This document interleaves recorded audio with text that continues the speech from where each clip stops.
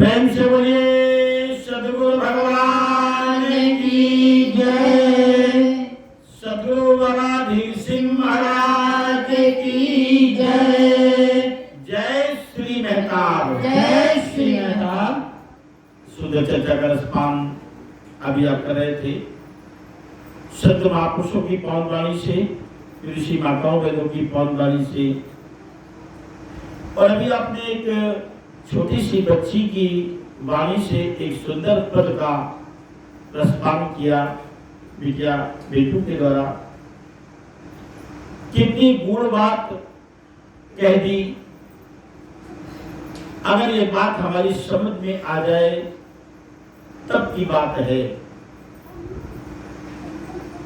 स्पष्ट शब्दों में मेरे बाबा ने लिखा कि ढूंढ रहे जिस जंगल वन में ये बसता अविनाशी है। बस आपको एक संदेश दिया गया कि राम को जानो, राम के प्यारो, राम तो घट घट वासी है। अगर ये बात कही जाए तो अतिशयोक्ति न होगी कि आज कोई राम को नहीं चाहता है, राम को नहीं पाना चाहता है, राम की खोज नहीं है। जो भी हमारा पुरुषार्थ हो रहा है, जो भी सत्कर्म कर रहे हैं, जितने भी हमारे प्रयास इस धर्म मार्ग के हैं, वो केवल और केवल माया प्राप्ति के लिए है। बात थोड़ी कहने में अटपटी सी है, लेकिन ये सच्चाई से अलग नहीं है। राम को जो पाने वाले हैं, जो राम को पाना चाहते हैं, सांसारिकता का भाव उनके हृदय से निष्कासित हो जाता है। और जब तक ये सांसारिकता का भाव हमारे अंदर घर किए बैठा रहेगा, तब तक राम की प्राप्ति नहीं। पहले तो कोई इक्का दुक्का है। गुरु ग्रंथ साहब में कहा गया है नानक देव जी के द्वारा कि जिन एक मन ध्याया तिन सुख फल पाया, ते बिरले संसार जियो। तिन जब नेर न आवई, हर हर मुख सारे, कदे न आवे हार जियो। और जग में उत्तम कांडिये बिरले केई के। गुरुवाणी के शब्द हैं। हालांकि इतने साफ शब्दों में थोड़ा सा फर्क है केवल। जिन एक मन ध्याया, जिन्होंने एक को ध्याया, एक को जाना, एक को माना और इसी में एक हो गए। हमारे देखो भगवान कितने हैं। थोड़ा सा किसी के मन को ठेस भी पहुंच सकती है शब्दों से। अज्ञानता बस हमने फोटो को, मूर्ति को, पत्थरों को क्या मान लिया है? भगवान। अज्ञानता बस। अगर ज्ञान हो जाए तो ये परम सत्ता हर वक्त हमारे अंग संग है। गुरुवाणी कहती साधना बोलो साधना और निकट खड़ो या साधना। हमारा साजन, हमारा प्रियतम, हमारा ईश्वर, हमारा भगवान, अल्लाह, गॉड, अपने शब्दों में कुछ भी कह दें। साधना बोलो साधना और निकट खड़ो या साधना। लेकिन हमको मालूम नहीं है। जानियाला हर जानियाला, नैन अलोया जानियाला। नैन अलोया घट घट सोया, तय अमृत पै गुढ़ा और नाल होवंदा लय न सकंदा। नाल का मतलब होता है साथ। जैसे कोई चीज हमारे साथ हो और उसी के लिए हम परेशान हो। नाल होवंदा लय न सगंदा स्वाम न जाने मूढ़ा, माया मद माता और ओछी बाता। जो माया की चाह में या माया के मद में रहते हैं, कहते ओछी बात है ये। माया मद माता ओछी बाता, पाव न जाए धर्म घड़ा, और कह नानक गुरु बिन नहीं सूझे, हरि साजन सबके निकट खड़ा। परमात्मा रूपी साजन हमारे निकट खड़ा है। अंदर बाहर ऊपर नीचे दाएं बाएं सब जगह इसका पूरा वास है, भरपूर है। लेकिन वही अज्ञानता के कारण हमने अपनी चित्तवृत्ति को अपनी वासनाओं कामनाओं की पूर्ति हेतु कहां कहां कैसे कैसे सिर्फ माया के वास्ते। तो वही कहते जिन इंक बंध्याया, नारद जी कहते एको सुमिरो नानका। किसको सुमिरो? जो जल थल रहा समाय, और दूजे काहे सुमिरिए, और जन्मे ते मर जाए। एको सुमिरो नानका, जिन एक मन ध्याया, तिन सुख फल पाया। सुख शब्द जब हम सुनते हैं तो सबके सुख अलग अलग हैं और सबके दुख भी अलग अलग हैं।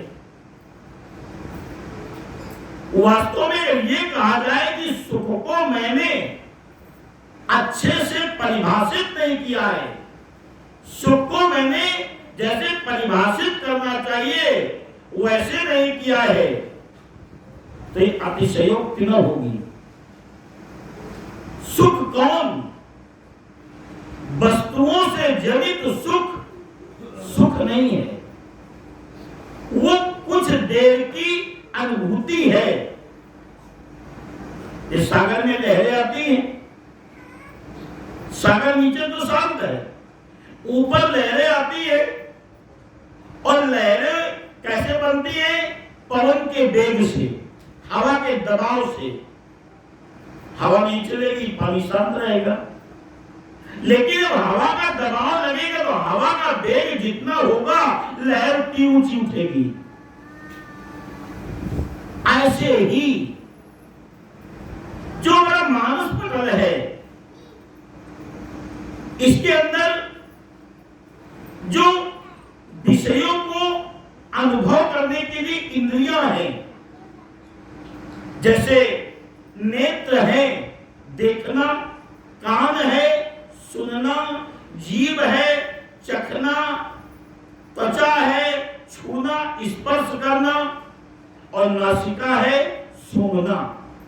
देख करके, चख करके, सूंघ करके, सुन करके और छू करके जब किसी वस्तु को स्पर्श करते हैं या किसी गंध को शोषित करते हैं या कानों से शब्दों को श्रवण करते हैं, नेत्रों से रूप को देखते हैं, तो इनसे एक अनुभूति होती है सुख की। वो सुखद अनुभूति क्षण मात्र के लिए, अब वो थोड़ी देर तो रहती है, लेकिन थोड़ी देर के बाद उस वस्तु से जनित सुख समाप्त हो जाता है। जैसे आपको चखने में सुख मिला, पहली बार तो भूखे थे तो पेट भी भरेगा, और जिह्वा में जो रसकण है, स्वाद का है, इनमें स्पर्श होगा तो खट्टा है कि मीठा है कि कड़वा है कि सलोना है, उसकी भी अनुभूति होगी। जिह्वा पर एक देवता बैठा है, आपकी जिह्वा पर एक देवता बैठा है जिसका नाम है वरुण। ये जिह्वा का देवता है, सिंधी समाज इसे भगवान कहता है।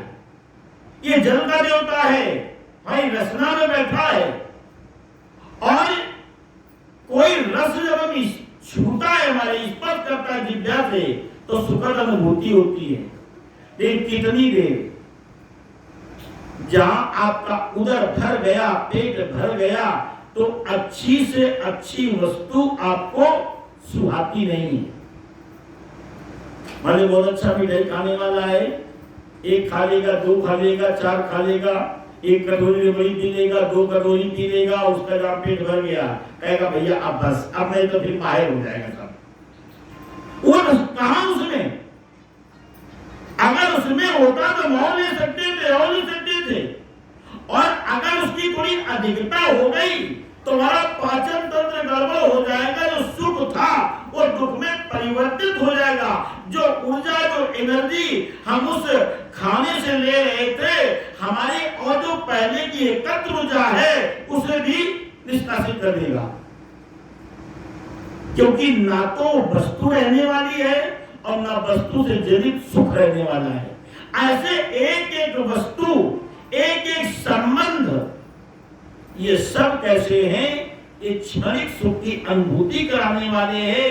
ये किसी स्त्री को जब संतान की प्राप्ति होती है तो कितनी सुखद अनुभूति करती है।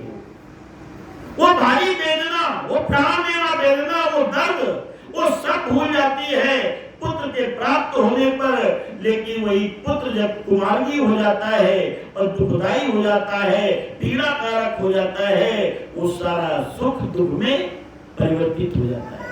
वो एक रस नहीं है। ऐसे ही जो सुख की अनुभूति, कौन सा सुख? आत्म सुख।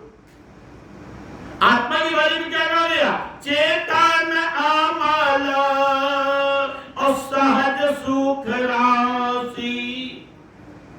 आत्मा चैतन्य है, मल रहित है और सुखी खान है। जो आत्म सुख की अनुभूति कर लेता है, नानक देव जी अपनी वाणी में यही समझा रहे हैं।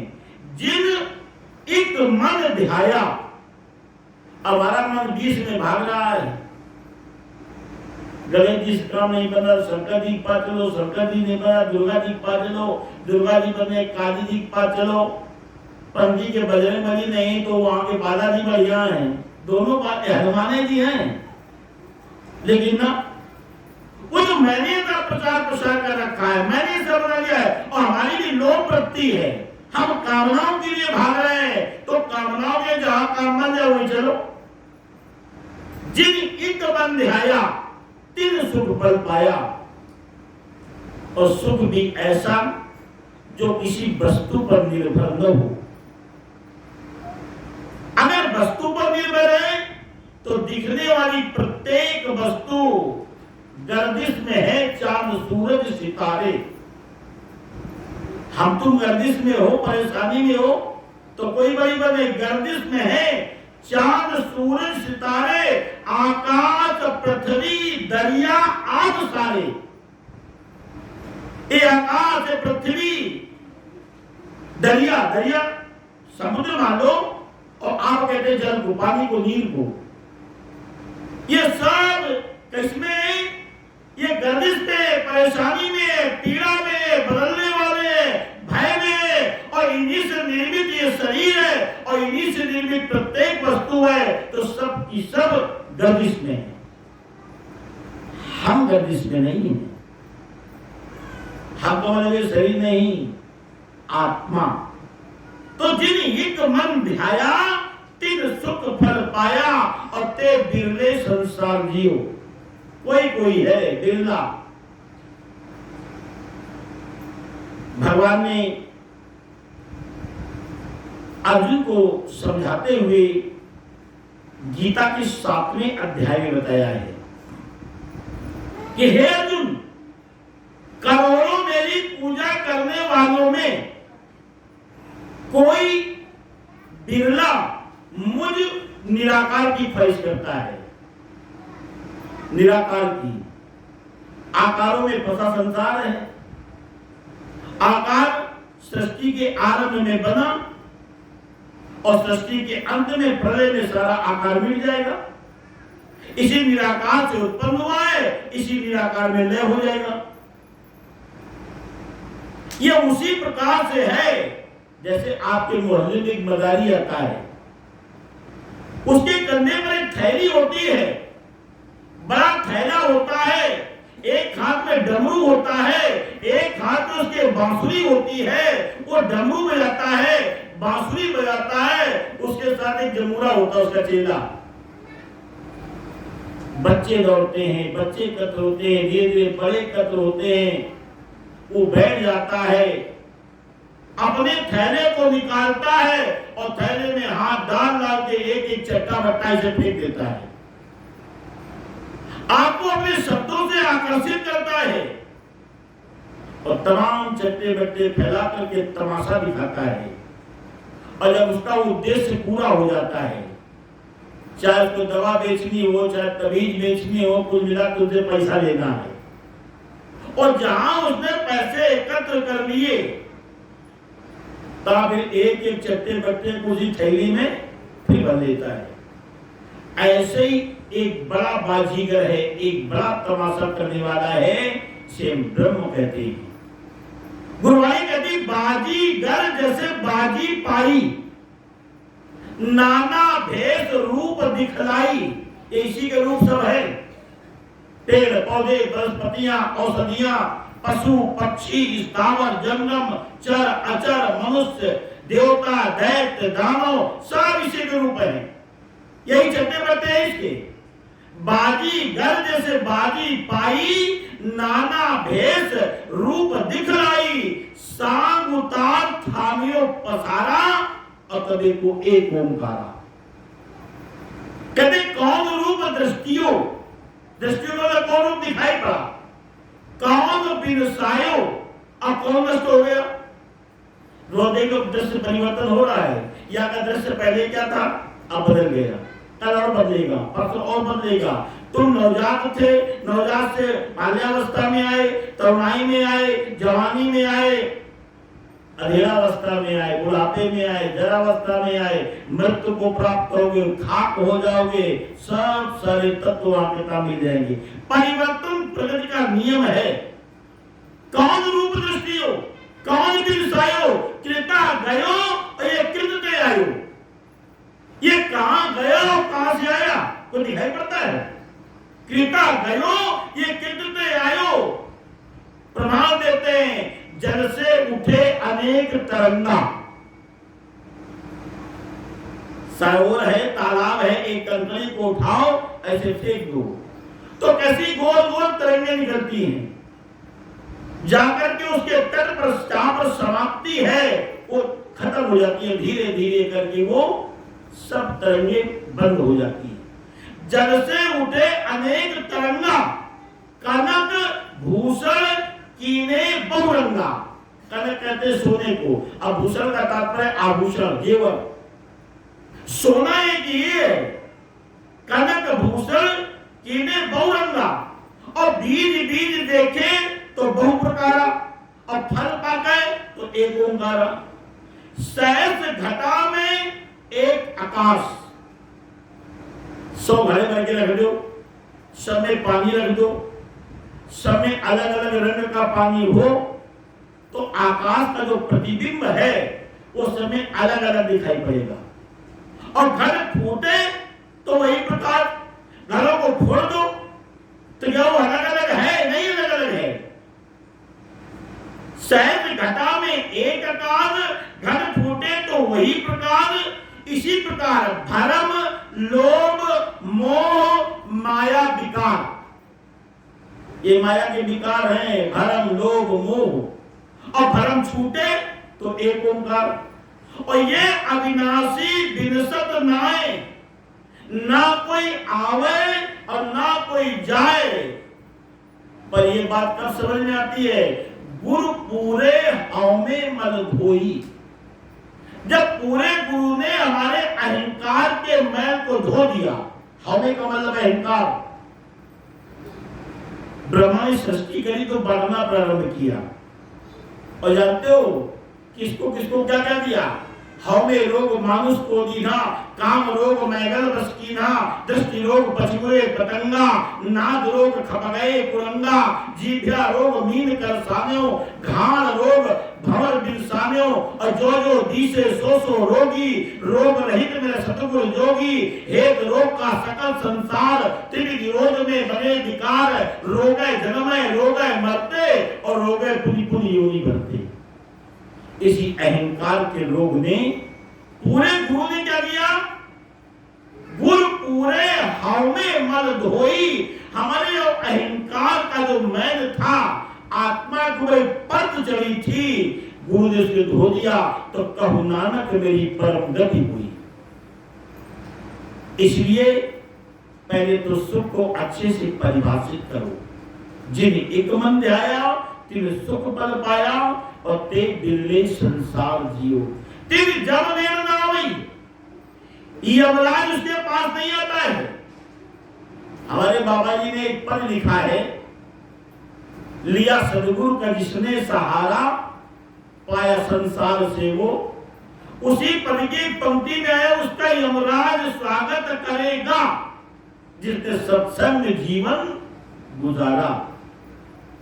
यम नहीं तो पहले दूध भेजता है, बैल का दंड लेकर के, पापी का फंदा लेकर के तो बांध के ले जाते हैं, त्रास देते हैं। ये हमारे बाबा जी दावे से कहते हैं कि उसका यमराज स्वागत करेगा जिसने सत्संग में जीवन गुजारा। सत्संग मतलब खाली यहाँ आना जाना नहीं, सत्संग का मतलब है, भाई राहुल बता रहे थे, आत्मा परमात्मा का योग, शरीर भाव से उपरांत की स्थिति। शास्त्र जी तिन जम नीर न आवे, हर हर को गुजारे, फिर बाबा संसारे कदे न आवे हार जियो, और जग में उत्तम कांडिये बिरले के कोई महापुरुष ऐसा होता है, सब नहीं होते हैं। लेकिन ये सोच करके हतोत्साहित न हो, ये सोच करके निराश न हो, कोई होता है। आपका उत्साह ये होना चाहिए, वो जो कोई है वो मैं हूं, वो कोई और नहीं है, वो मैं हूं। तो साथ संगत जी, पहले तुम्हारे भगवान बहुत हो गए, हमारी कामनाएं बहुत हो गई है, वासनाएं बहुत हैं, उन्हीं की पूर्ति के लिए अभी तक मांगते रहे कि अपने लिए, अब मांग रहे अपने लड़का बच्चन के लिए, अब लड़को बच्चन को होगा तो मांग रहे नातिन के लिए, तो 3 पीढ़ी का इकट्ठा हो जाता। अभी हाई का बताओ भला, इसमें मूल्य है। अरे जिस सृष्टि को बनाने वाले ने इतनी व्यवस्था करी, ये स्वयं करेगा। जब दांत न थे तब दूध दियो, अब दांत दिए तो अन्न भी दई है, जल में तल में पशु पक्षी में, सबकी सुध में तुझ तेरी भी नहीं है। अरे जान को देत अजान को देत, और जहान को देत तो को भी नहीं है। अरे मन मूर्ख सोच करे क्यों, असोच करे कछु काम न आई है। एक तमाम सोच को छोड़ करके इसके बारे में सोचो, और जिनको इससे मिलने की चाहत है, इससे मिलने की तमन्ना है, लालसा है, अभिलाषा है, अब वो भी अगर किसी सच्चे सद्गुरु का सानिध्य नहीं प्राप्त करते, वो भी भटका करते हैं। शास्त्र जी, भगवान शंकर ने देवताओं को जो बताया कि हरि व्यापक सर्वत्र समाना, प्रेम से प्रकट होई मैं जाना। भगवान सब जगह समान रूप से विद्यमान है, लेकिन इसका प्राकट्य कैसे होता है? प्रेम से प्रकट होई मैं जाना। हमारे बाबा जी कहते थे, ज्ञान को कर्मों में ढालोगे, जब ज्ञान को कर्मों में डालोगे, ज्ञान को खाली स्मृति में रखने वाली चीज नहीं है, आपके व्यवहारिक जीवन में जब ज्ञान आ जाएगा तो प्रेम वाली स्थिति स्वतः ही उत्पन्न हो जाएगी। और जब प्रेम की स्थिति में आप आ जाएंगे तो फिर इसकी प्राप्ति दूरी नहीं है। एक पर की 2 पंक्तियां वाणी को बयान देगा, समय वो तेजी से भागता है और बार बार ये कहा जाता है 9 बजे से 11 बजे तक, लेकिन 11:30 पौने 12 बज जाता है।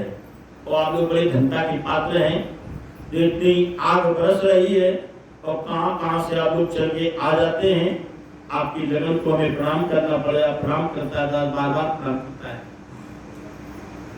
कि प्रेम बिना ना मिले रघुराई, प्रेम बिना ना मिले रघुराई, प्रेम बिना ना मिले रघुराई, प्रेम बिना ना मिले रघुराई, प्रेम बिना ना मिले रघुराई, प्रेम बिना कोटि जतन कोहु कष्ट करे कि न, कोटि जतन कोहु कष्ट करे कि न, कोटि जतन कोहु कष्ट करे कि न, जप तप व्रत मत ध्यान लगाई, जप तप व्रत मत ध्यान लगाई, प्रेम बिना ना मिले रघुराई, प्रेम बिना ना मिले रघुराई, प्रेम बिना कौन सुपाठ कियो गज गणिका,